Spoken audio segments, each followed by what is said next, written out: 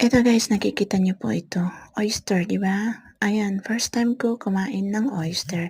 Nagpunta nga kami dun sa dagat para lang kukuha lang ito para makatikim ako.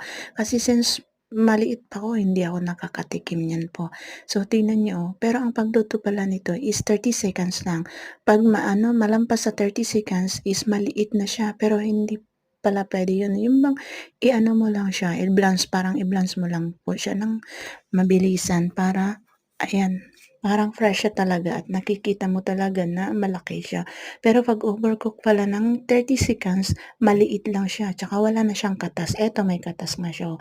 Masarap ito pala guys, gaya ng lagyan mo ng suka at tsaka tsaka o kaya lemon, okey lang po.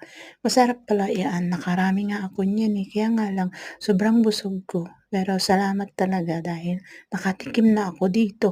Noon kasi